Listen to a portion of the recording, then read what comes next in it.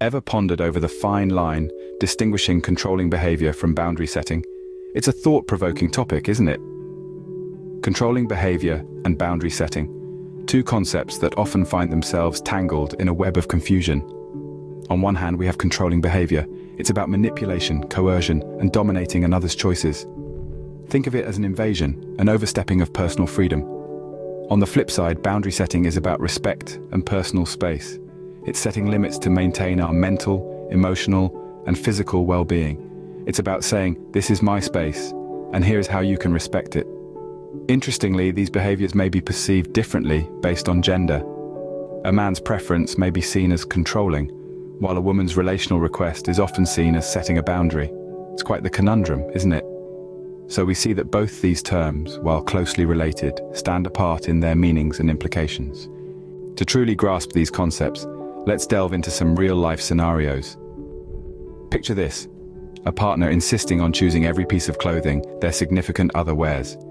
This can be seen as controlling behavior, as it robs the other person of their autonomy and personal expression. Now let's consider another scenario. A person expressing concern about their partner's excessive spending habits.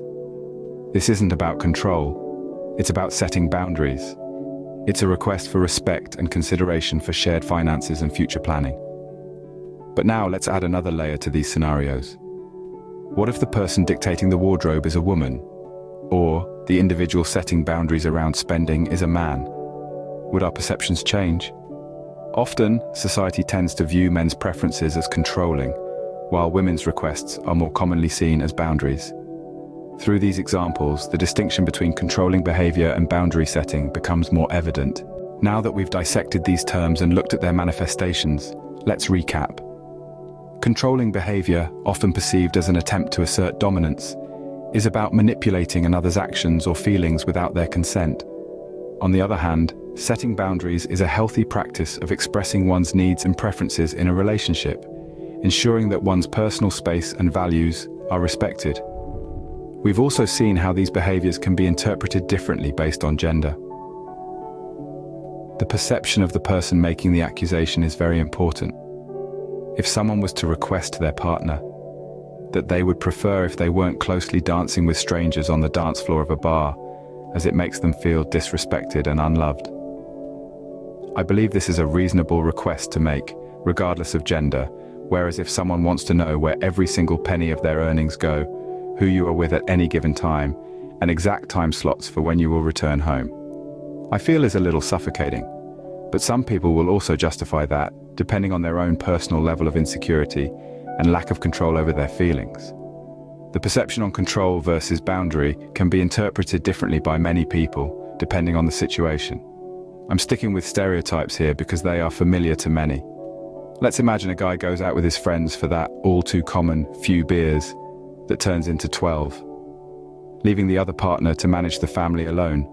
They turn their phone off and roll in 16 hours later. This is classic disrespect.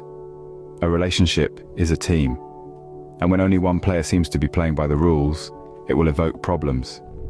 This isn't a gender thing, although the media has made it into one. This isn't about sparking a men versus women debate, but rather, it's about encouraging introspection. A wife's requests for her husband to not talk to other women in a bar as it makes her feel insecure and unloved, by a lot of people would be seen as justified, whereas if a man requested his wife didn't speak to other men whilst out dancing, would be seen as jealous and controlling.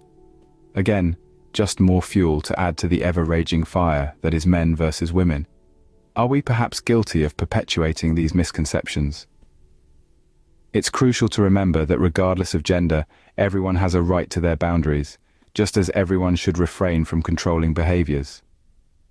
Identifying the difference between control and boundary setting is incredibly blurred. As both are requests from one side on how they would like their partner to behave, the reality is, a person can refuse to meet these boundaries if they so choose. You can only be controlled if you agree and allow the control to take place.